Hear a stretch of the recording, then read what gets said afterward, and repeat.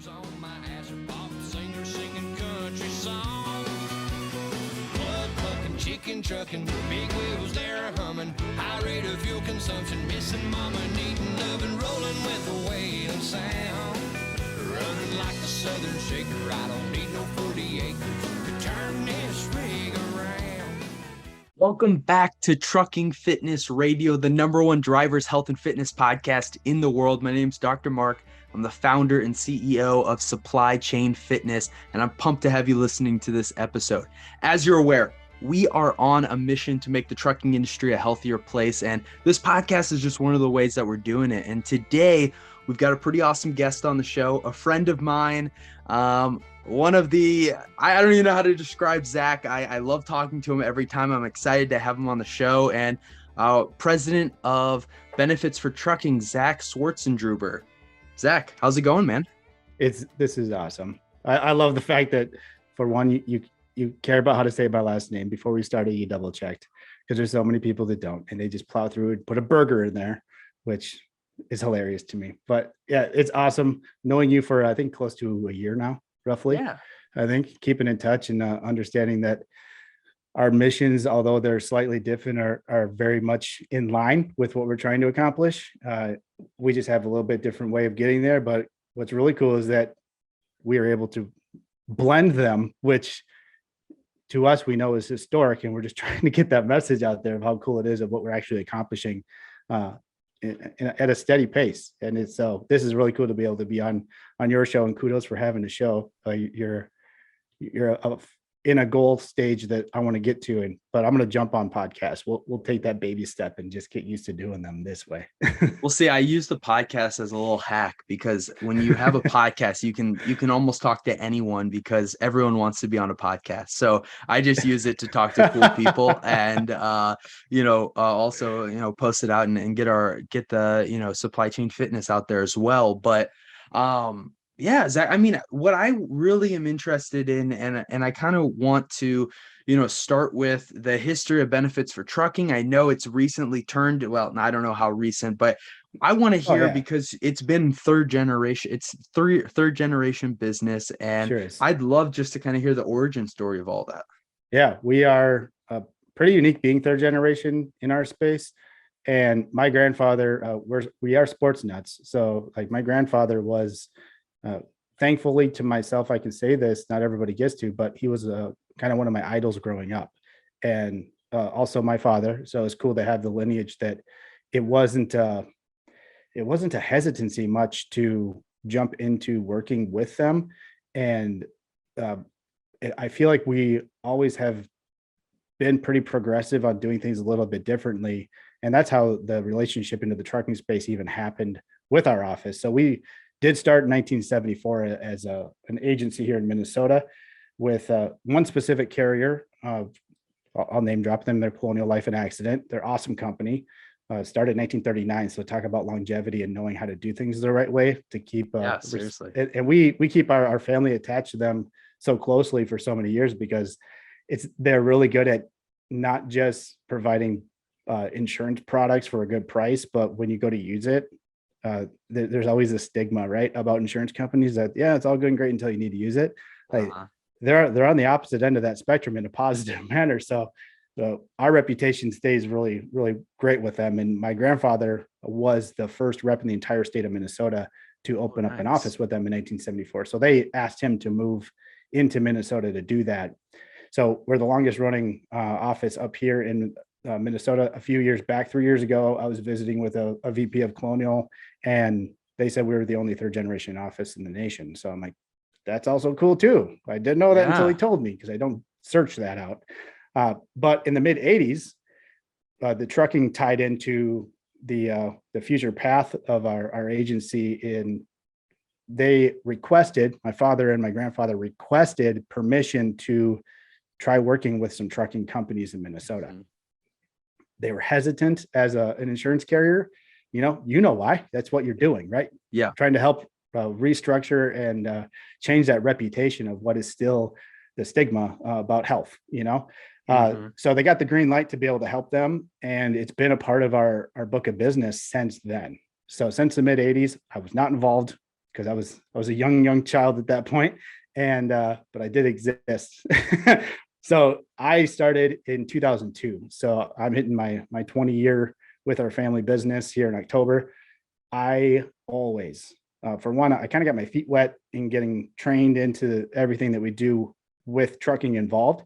And it was always my favorite industry. If there's anybody that's a client that's listening to this, no offense, but it's always been my favorite industry to work with, always. Like the culture, the directness, the down to earthness, the compassion, like the work ethic. If you want to look at all these different things that are trucking, like it was always an exciting place to be. So like let's flash forward, right? Now we're 2020 and we get smacked in the face with making a decision on how to run your business.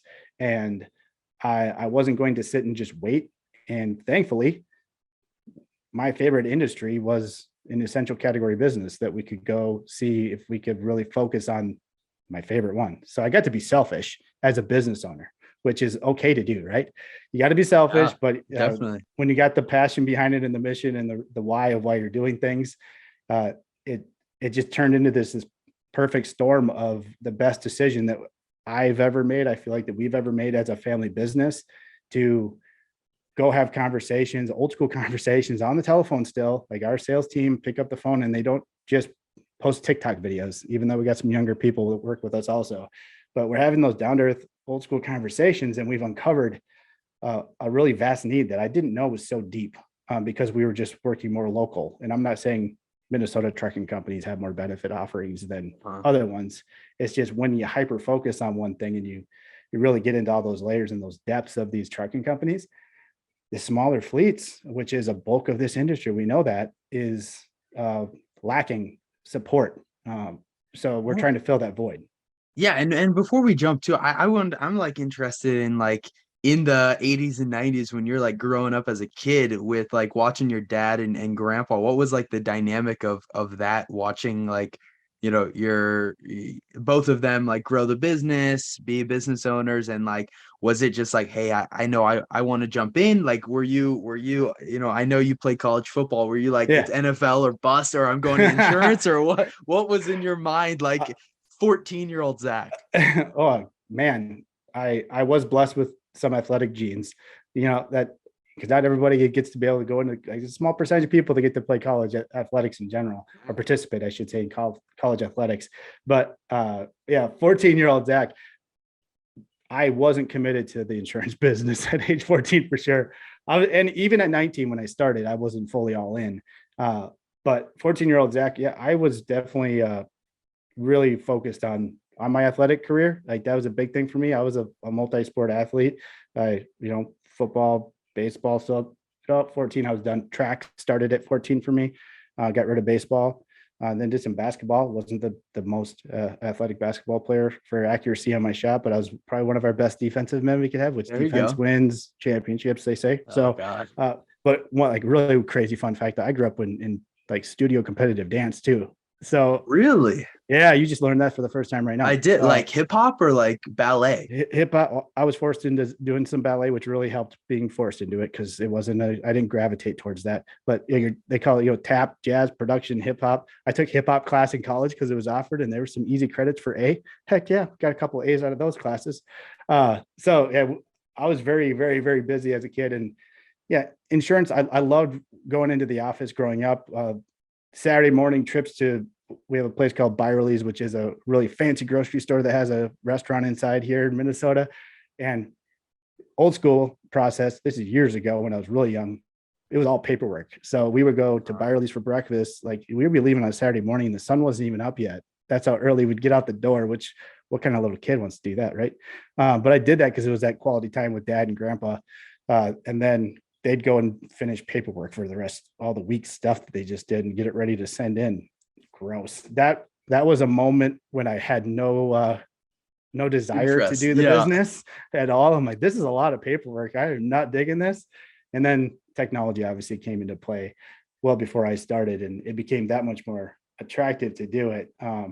But one thing as far as like characteristics of our business that did really gravitate me is I knew that if I got involved in this business, that because we're independent folks, and I keep my team independent like owner operators. Like if my whole team gets to operate like an owner operator, you work hard, earn a good living, but you live life on your schedule. But they also know that it doesn't mean you play more than you work. Like you still work hard. We typically grind it on a Monday to Thursday schedule here with our BFT team. And then Fridays, we keep it pretty flexible because most of the business owners don't really want to hang out with us too much on Fridays anyways. So, yeah. Yeah. Gotcha. So, yeah, it wasn't until I was probably 21 that I really made the decision to have this as a career. And reason is, and I tell new people with us, insurance with a newer person is a very just transactional process. You know, I talk to somebody, I help place products with them, earn money off of that also, because that's, you know, let's be real, that's what happens. But it doesn't become any emotional attachment to what you just did until something that's like fairly catastrophic happens to somebody that you helped, and you went through the grind of being told no, you know, 150 times before somebody said, yeah, come on in and help my employees out. And somebody gets diagnosed with cancer, or they have a pretty catastrophic situation happen where they can't work for a while. And if it wasn't for you going through all that, getting, you know, kicked in the gut all these times, they wouldn't have been protected, most likely. And then you have that full circle moment with our business that you go, holy cow, this is a really big deal. And what we did, and I've seen my mother in the office, she still works with me. She's like backbone of our office. You can ask one of our sales managers. He says that too. Hopefully a couple of them say that. But I've seen my mother in tears so many times because she hears the stories that people go through. Yeah. And the common policyholder at the beginning part of a conversation with us, they're like, I don't plan on using this. Like, I hope you, well, health insurance and dental, like you should use those proactively in the right way. Yes. But disability coverages and cancer coverages and those other things that are in our menu, no, you don't plan on using them. But when they do have claims, those are some really, really crazy things for people to go through.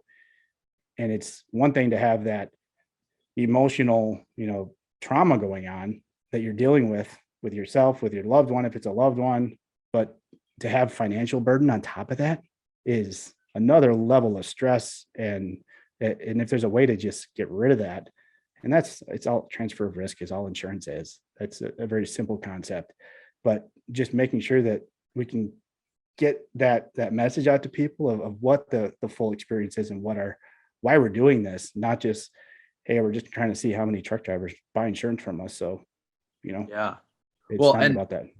And so you grow up, you're in Swartzendruber. I got it right. Swartzendruber Solutions. That's what the company was named, right? Yeah. And then the pandemic hits, and you've been working with some trucking in prior, but then it was like, hey, this is the moment where, hey, I think it's time for us to kind of jump all in on this industry. And is that where the name change occurred? Of, hey, let's go by benefits for trucking, and let's really, you know, we're seeing this huge need for the smaller fleets. You know, I don't know if you say, is it 150 trucks and below? What are you seeing from hey, these guys aren't really offering benefit. They don't have benefits for their drivers.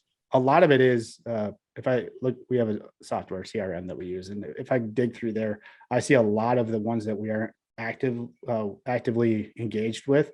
Most of them are, I would say, 30 or under for size of companies. And that's, you're gonna have some office staff obviously in that mix. So that's probably where we're at. 2020 was, you know, before you get to investment of branding and all those things, 2020 was me proving to my veterans first, that already worked with us, this is a really good idea. And so I put back on the sales hat, and down in your neck of the woods was my first, like, told you so. Like I had a trucking company down in northern part of Arkansas, St. Louis area that I started working with. And I'm like, I looked at my own buying habits, for Pete's sake, as a business owner for the 4 prior years to pandemic. And every single service that I purchased for my business was not local. It was from multiple states away, you know, other side of the country. And I'm going, why are we not helping people in that same manner and figuring it out? And we're constantly, we don't give up on, there's no such thing as perfection, right? There's too much that evolves in any stage of what the process is, that how we inform people and educate them and help them. And Like, so we're never going to say we're perfect. We're just going to keep trying to Well, figure it out. and your perspective of perfect is different than my perspective of perfect. That's why I hate when people say it has to be or like, the perfectionist Yeah. mindset, I think Oh yeah. slows so many people down. But gotcha. And that makes sense. And I think it's really cool that you're providing these benefits. You're really focused on, for a lot of, for the smaller 30 trucks and under companies, that's a majority of the industry, but it feels as though, from a bird's eye view, that sometimes those are the fleets that kind of just get thrown on the wayside and kind of forgotten when you've got these like giant, huge 10,000 truck companies. And I think, a lot of vendors or insurance companies just kind of forget about those guys, and they need help as well. And that's really cool. And, I think one of the things that, I was really passionate about from being a physical therapist and being on the medical side of things is I think everyone should have access to medical,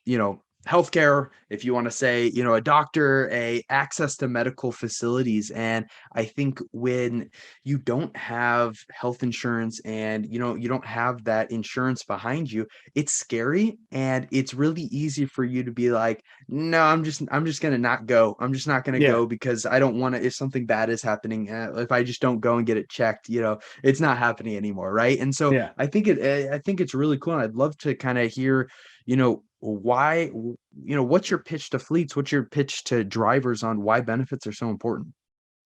Yeah.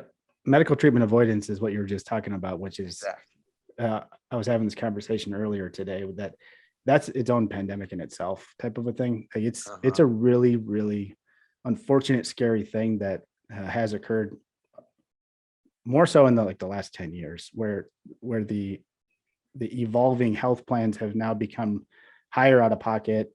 A lot of the employers have switched from like your traditional smaller deductible, $1,500, $2,000 deductible, which if you flash back 20 years, those were really high.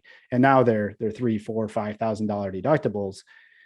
That is causing, and it's natural that it's going to cause people to hesitate on if they should go risk the bill, because there's nothing worse than let's just bring your car in and they're going to give you $1,000 bill for all the stuff they looked at. And then they're like, oh, you're fine. Like, oh, well, that's not fun. And that's kind of the situation that we're at with a lot of the health plans. And when we were seeking alignment with carriers, as much as HSAs and high deductible health plans have value points, my experience of what I see as far as behaviors of folks that have those and are not funding them correctly to have that nest egg of the deductible plus that covered, because you drain it really fast and now you're starting from square one again, is they're still avoiding. Even though they have health insurance, they're still avoiding. So we wanted to get a little bit old school with it and get back to finding a carrier that we could align with that has copays, that has virtual care built in and is really simple but unique. And that's something that IHP is a company that they're called Innovative Health Plans, and their name holds water. So as they're not holding water like when I mean saying, oh, Blue Cross, where everybody knows them, but the innovative word, they've created a really, really cool setup of coverages that I will slap our logo on and say, we are proud to be connected with these folks because they're doing things differently. One thing that I will say, the Affordable Care Act, which I think finally you don't hear the word Obamacare as much anymore because it's been so many years, but the Affordable Care Act forced change to happen in the marketplace. Yeah. And there's always a positive to a negative, right? So always the first part of that whole wave was a lot of frustration with small employers because of the mandates and the penalties. Same thing with the individuals. But what was very positive out of that is the health insurance market, especially some outside of the box, smaller carriers kind of were created even at that point, saying we need to build plans so people don't have that tax penalty. And MEC plans happened, minimum essential coverage. Because if you didn't have minimum essential coverage, at least offered to your employees or as an individual carried it, you had a tax penalty or you're getting dinged as a company. Yeah. So that changed the marketplace dynamic pretty drastically. And now all these years have gone by and certain carriers have really adapted making unique plans to give more choices and flexibility of even picking plans that have certain benefits not covered, which sounds weird to an insurance guy to say, I'm going to offer you some coverage that removes benefits as an option. And it's not the only option. So that's what's really cool about IHP is they have 8 plans. So to make sure that all the way down to those low end MEC plans, so you're still checking the box of affordable care for your staff and your employees, all the way up to the ultimate plan that I have my family on. So my family has that plan. I don't just say, this is really cool, you guys should buy this. I spend the money on it. If I end up in the hospital, it's a $400 copay. How amazing is that? I'm not going to avoid, if my stomach is sharp pains, I'm going to go in and get treated. I'm not going to avoid it. And then all of a sudden I'm on my deathbed at the age of 39 because I avoided it because I had a $4,000 deductible. Well, and what you just said there is exactly, I mean, the avoidance. And I think that something, there's I look at it as like 2 different factors. So number one, in trucking, you have this and I think it's actually shifting, but I think you have this old school manly man mentality of, oh, dude, I'm not dying over here. I can drive a truck. I can sit, I can climb up in the truck. I don't need to go see a doctor. What's that for? That's just a waste of my time. I only have, X hours or X days at home a week. Why do I even need to worry about that? Right. And then you also have this other aspect on the other side of things where it's like, as a medical professional, I personally think that, getting a yearly physical is one of the most impactful and potentially like life-saving things someone can do. And if you don't have that, yearly check-in where, it seems like nothing, it doesn't seem like that big of things, but, your doctor's asking you specific questions for a reason, and they can see, they can see red flags if something's happening. And I can't tell you how many times, because that, someone went to the doctor or had a conversation with physician assistant or a nurse, and they said something weird, and then the nurse or the doctor said, asked another question, and then it's like, oh, that's not right. You should probably go get that checked. And it's like, oh, well, we just caught something really, really early, and we're really happy it happened. And, I think that's it, the closing that gap of access to healthcare is really going to slow down and hopefully start cutting down on the, oh man, I'm sorry you got diagnosed with this, if we would have caught it sooner. And that's the scariest and worst thing that someone could hear.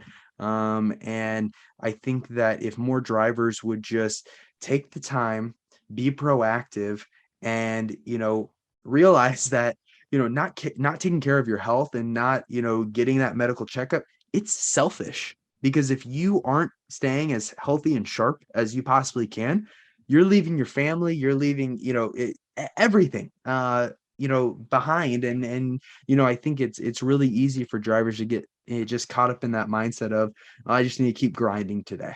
Yeah. Duct tape, super glue. Let's go. Yeah, exactly. Yeah. I'll be fine. Something about apples. You got to eat an apple, right? Eat an apple a day. Right. Exactly.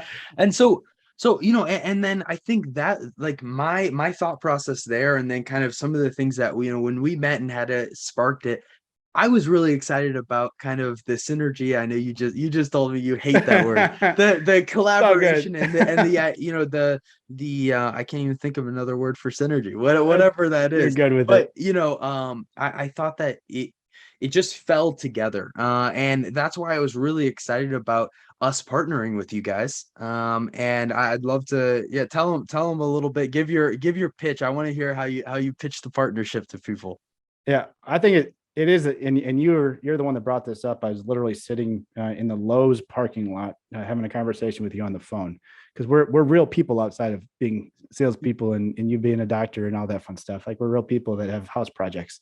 But saying that this is pretty historical that we were able to integrate a proactive health and nutrition program for the transportation industry into a health plan offer that is just, the health carrier is on board with it. And it's not just a standalone thing. Like, we are all 3 of us as Benefits for Trucking and you guys, and also IHP as a health carrier, that said they saw value within 15 minutes of some small talking included in it, that shows how important what is happening is in the shift that's going on. So we really pitch it that we're not trying to be just a solution to be reactive when people, need health insurance or they need insurance in general, but we want to be a brand that's respected in the whole marketplace of the transportation industry that is trying to be proactive and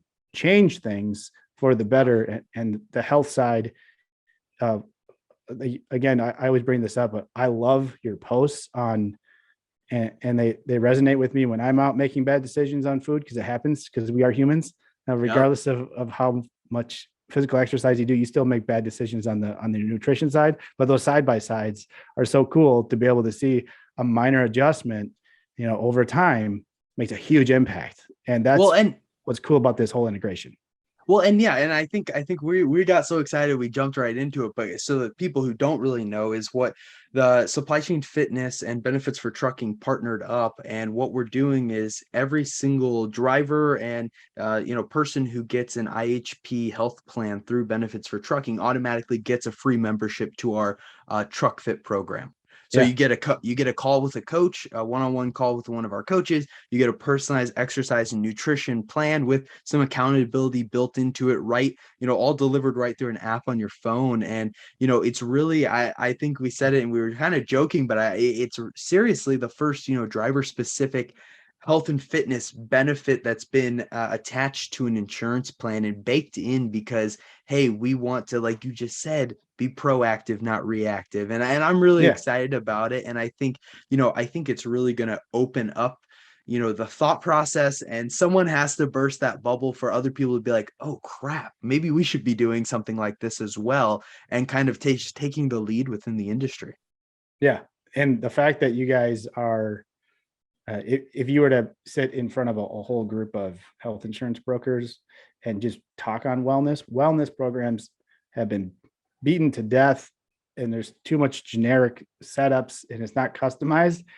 There's still good advice, don't get me wrong, but they're not what you guys provide. And being able to hear that when they're onboarded, it's about that human being and struggles and goals, not just, hey, here's a generic process, which you can get on Google or YouTube, right? If like, hey, I want to, what's a 10-minute workout that's body weight? Like I did one of those yesterday for like 40 and over, even though I'm not 40 yet. I found one on YouTube, but I did it and I could barely finish the thing. And I'm a morning workout guy every day. But that's what's really, really, I don't want to be corny, but groundbreaking about what you guys do is you get to have an experience that is about you. And if you are on the end of the spectrum where you really dread workouts, but you are really committed and you make that goal in front of you that you want to fix your nutrition, which is going to make a big impact also, because fixing your health, nutrition is probably a bigger part of that than the physical exercise, because you can out eat your exercise. Always. Yeah, well, and actually, I think it's a combination of all. And you said something there, and I don't say this often, but you when I describe my program, I don't describe it as a health and wellness plan. I describe it as a health and fitness plan, because I think wellness programs in general have put so much of a sour taste in people's mouth, because it's just a lot of the times, unfortunately, it's a lot of foo-foo, like, let me just check the box. Oh, we've got a wellness program. Exactly. Yeah. And like that, like you just said, is that better than nothing? Yes, 100%. But when we take a evidence-based and very focused on, hey, what's actually going to push the needle? Exercise, eating healthier, and then, what's the other big thing that so many people are missing is that accountability. And having someone there who's going to hold you to those changes, and, be there to pull you up when you fall off, and then also be there to, give you a high five when, you just hit your 100th workout. We just had someone do their 250th workout. And it's like, wow. Yeah. Right. And it's like, yeah. dude, Awesome job, man. And so, I think that having a coach and having someone there that is holding you accountable and that you can go to, and, is going to show empathy when the time's right, and also going to give you a little bit of a hard time when the time's right, and having that balance there, I think is where a lot of people are missing just in general. But I think that's where a lot of wellness programs go wrong. And that's where we're really focused on. And so I really think, it's just such a value add for carriers and companies who are going through benefits for trucking, like, hey, we want to offer benefits for our fleet, our employees. Oh wait, I can also get a health and wellness and a health and fitness program along with it. And I just think it's just so valuable. And I think it's going to be something a year, 2 years, 3 years from now, we're going to be like, holy crap, look at the impact that this is having. Yeah, I'm really excited to see. It's all, data is what the industry wants to see. Correct. And it's going to take some time. So right now we're really selling the concept of what it's going to do. And then we're going to circle back here next year, like the same time, and go look at what the difference is. Even probably because IHP isn't just specifically with trucking, our offer is exclusive, which is phenomenal. And I love that, but they can do some side-by-sides even internally and say, look at even the stigma industry of trucking that nobody really wants to have in their pool is outperforming on how the claims are operating versus this manufacturing company. Yeah. So it's going to be really cool to have that transparency that we don't have quite yet, but it's going to happen. And we're going to be able to see that and put, proof right in front of people saying, look at what's happening here with the amount of claims that are being filed and how many wellness checkups are being filed. Like all of those things that really push that proactive health approach. And yeah, I get that's beating it, but right there. No, I love it. And I think, the last thing before we kind of move on to kind of talking about more you is where do you see benefits for trucking in 5 to 10 years? Like what's the direction that you guys as a company are wanting to go? Where do you see? That's a really hard one to answer. Yeah, I know. Because we're just past a year in April that benefits for trucking became like a real branded setup for us. But this is the most exciting professional moment that I've ever had with what we're doing, because I feel like our purpose has really, really changed because of what we've learned and the consistency of what we uncover every single week, every single day that our reps, our area managers uncover with these trucking companies. So with how large this industry is, it's going to take a while for us, and we're going to keep growing our sales team so we can reach out and have more conversations. Hopefully we keep spreading the word, and the word spreads the word, and all that type of thing, to be able to have more people gravitate towards reaching out to us as well. But I just told this to one of our managers. I said, because he had something up from last year to this year, and just like an image. He's like, look where we're at last year and look where we've come so far. And I'm like, I feel like we've only scratched the surface of a scratch. Oh, for sure. You know what I mean? For sure. And we have so far to go. So I don't have like a specific, it's not a target as far as, hey, we're going to have this many covered. I just want to continue to get better at what we're doing, find solutions that help these folks, never be satisfied with being okay with where we're at.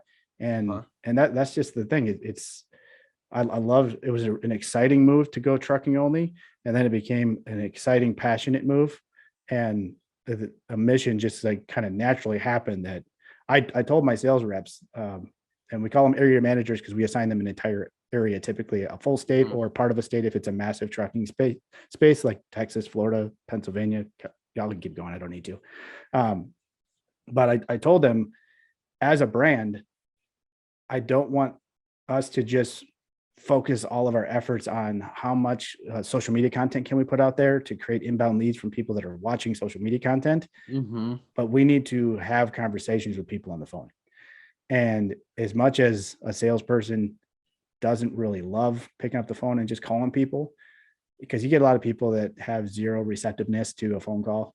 It's been that way forever, since sales on the phones have been taking place, but it's still the most effective way, especially for the small fleets that are they're so busy. An owner of a small trucking company And we're not all just trucking. And we keep bringing that up. Like I get this all the time. We're not a trucking company. We're a brokerage, a freight brokerage. Like that's okay. We help. You're the industry. We help you too. Yeah. And I know that you've gone through some of that too.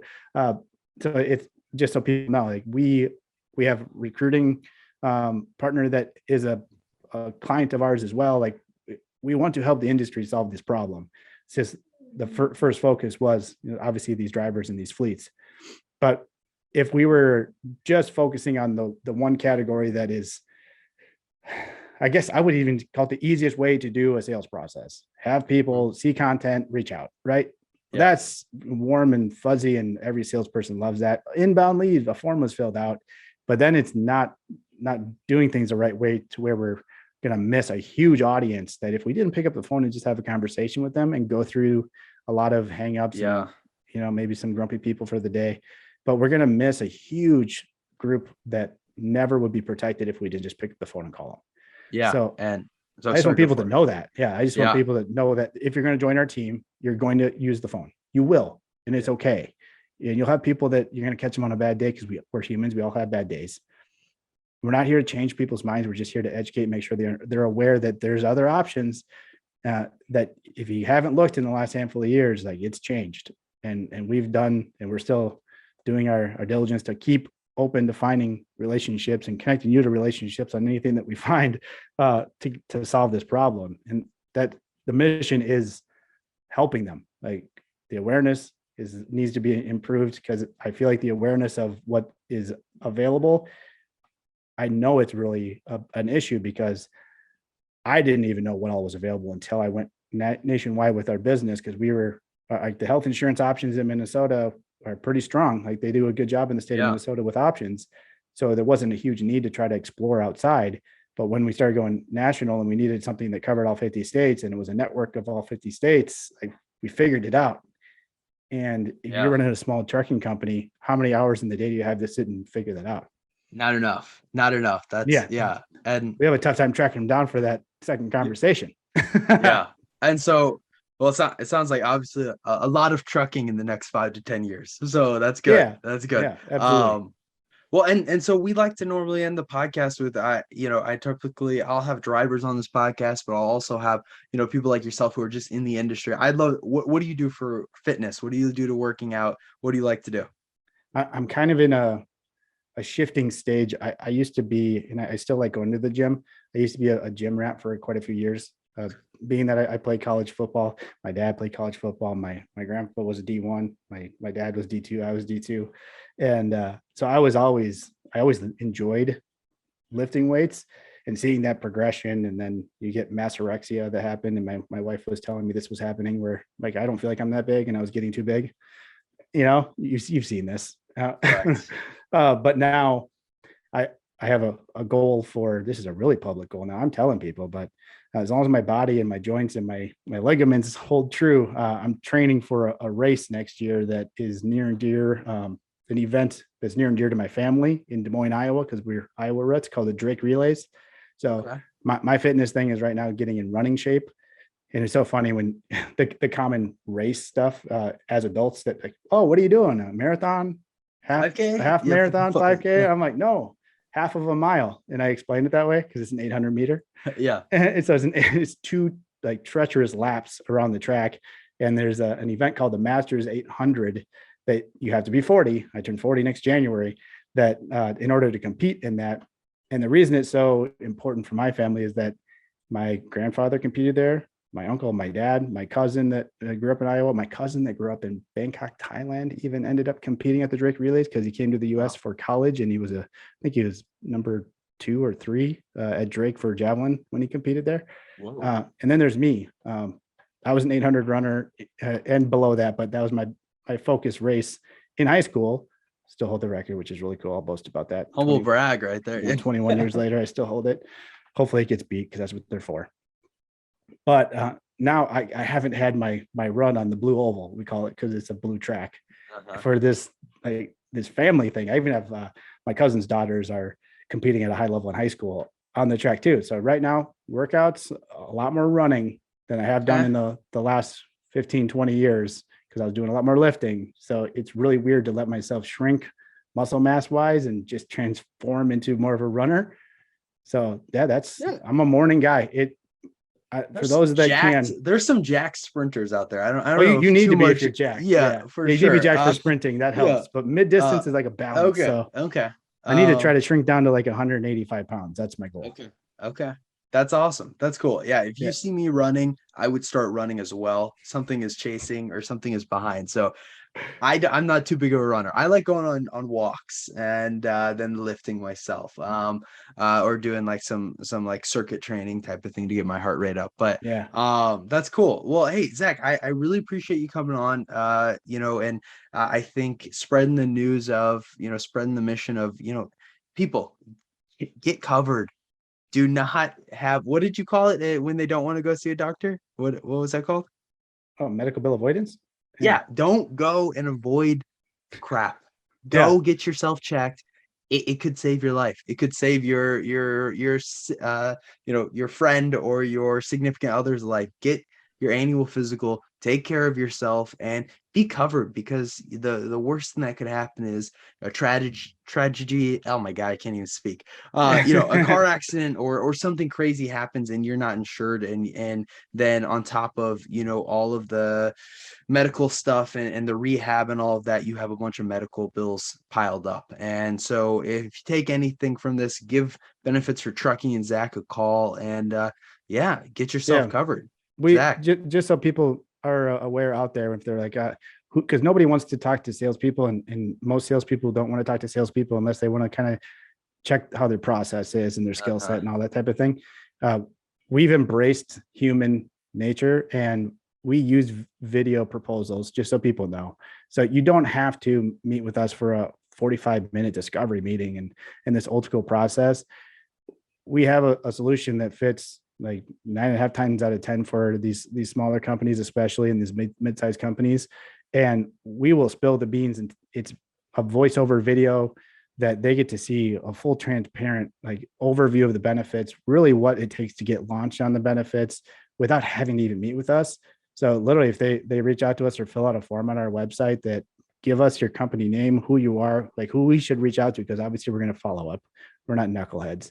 But as long as we have your email and your contact information, we'll just send it to you. And we all are busy, but I think we all can find 19 minutes to save ourselves an hour of a big maybe, at least an hour of a maybe when you're meeting with a salesperson. If you meet with me, it probably takes longer because I speak a lot, you can tell. But I'm a talker, but that's the way we do it, because we want people to be understanding what they can do with us without us having to be there and have them go, oh, I got to meet with a salesperson. They're going to pitch me, and then I'll have a question or a rebuttal, and they're going to try to, come around that rebuttal and smash it and try to figure out how to close the deal. No, every single, we have, I think 15 companies that are actively signing their setup documents with us right now, roughly. Every single one of them just watched the video. And in our first, I'll have the link. I'll put the link in the show notes so you can check it out. And I think like I said, I love what you guys are doing at Benefits for Trucking. I love our partnership and everything. And I really think if you're listening to this and you don't have those types of benefits, give them go check out their website, maybe get a video proposal, and get yourself covered. And Zach, thanks for coming on. Yeah, awesome as usual. Appreciated it. All right, everyone listening, we'll see you next time. High rate of fuel consumption, missing mama, needing love, and rolling with the weight of sound. Running like the Southern Shaker, I don't need no 40 acres to turn this rig around. I'm jacked up like a Chevy, but ain't heading to the levee. Lord have mercy, say